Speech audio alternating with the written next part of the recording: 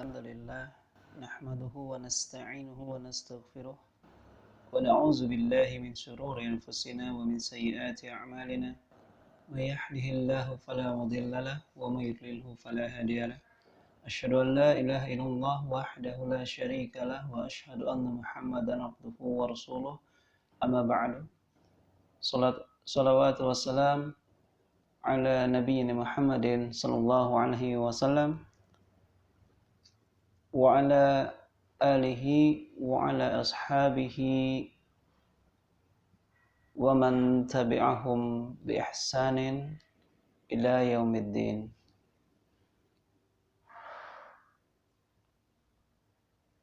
Menaati ulama dan pemerintah dalam rangka mengharamkan yang halal dan menghalalkan yang haram berarti mempertuhankan mereka.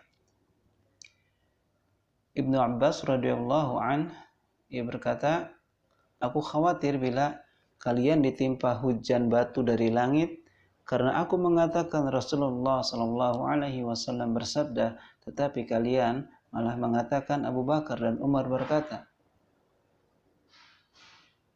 Maka berhati-hatilah ketika bagi orang-orang yang telah disampaikan sabda Rasulullah namun menolaknya dengan perkataan orang lain. Kita lanjutkan. Imam Ahmad Ibnu Hanbal mengatakan, aku heran pada orang-orang yang tahu tentang sanad hadis, tentang kesahihan sebuah hadis, tapi mereka menjadikan pendapat Sufyan sebagai acuannya. Ya, sama seperti di atas perkataan Ibnu Abbas. Imam Ahmad di sini merasa heran, tidak masuk akal kalau ada orang yang telah sampai kepadanya sebuah hadis yang sahih dari Rasulullah, tapi dia menjadikan acuan pendapat guru-gurunya. Ini hadis dari Rasulullah dan ini sahih, Rasulullah bersabda demikian. Kemudian ia berkata, akan tetapi Syekh Fulan berkata begini. Tapi Habib Fulan berkata begini, tapi Kiai saya berkata begini, tapi Ustadz saya berkata begini. Maka ini sungguh aneh. Lanjut dikatakan oleh Imam Ahmad, padahal Allah Subhanahu wa taala telah berfirman, maka hendaklah orang-orang yang menyalahi perintahnya takut akan ditimpa fitnah atau ditimpa oleh siksa yang pedih.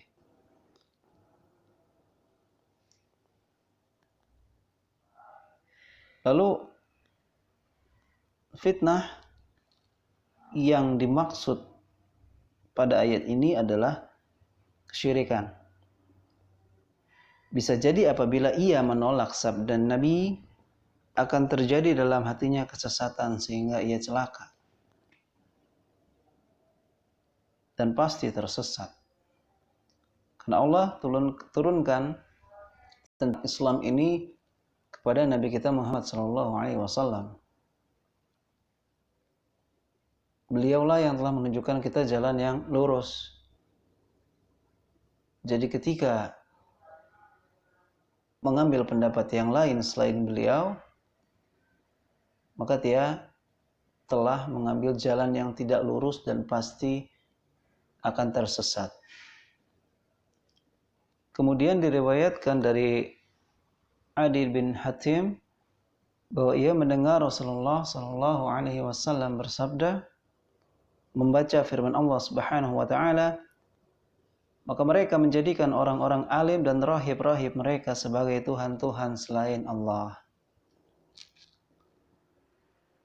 Maka Adi bin Hatim berkata kepada beliau, sungguh kami tidaklah menyembah mereka. Beliau bersabda, tidakkah mereka yang dimaksud di sini adalah para rahib-rahib. Mereka di sini orang-orang saleh yang mereka anggap sebagai orang-orang saleh.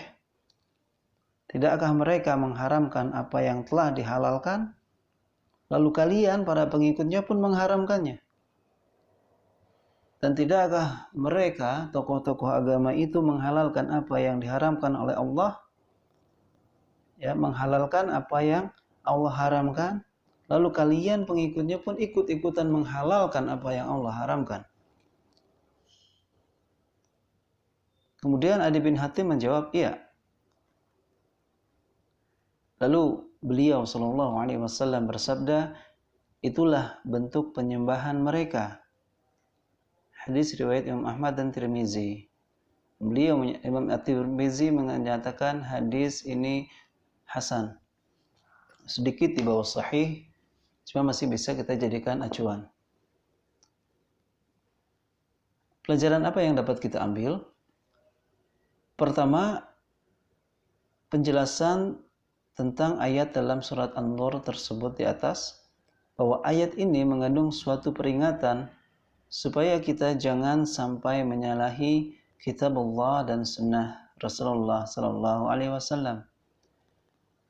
Kemudian dijelaskan pula tentang ayat dalam surat Al-Baqarah, surat Al-Bara'ah, Al-Bara'ah atau surat At-Taubah, yang menunjukkan bahwa barang siapa yang menaati seseorang dengan menyalahi hukum Allah, dengan menyalahi hukum yang telah Allah tetapkan, maka ia telah mengangkat orang tersebut sebagai Tuhan selain Allah. Nauzubillah. Ya. Barang siapa mentaati seseorang, mengikuti seseorang dengan menyalahi hukum yang Allah telah tetapkan, berarti ia telah mengangkat orang tersebut sebagai Tuhan selain Allah. Maka ini jelas sebuah kesyirikan yang nyata. Yang ketiga, perlu diperhatikan arti ibadah yang sebelumnya telah diingkari oleh Adi bin Hatim. Kemudian, pemberian contoh kasus yang dikemukakan oleh Ibnu Abbas dengan menyebut nama Abu Bakar dan Umar.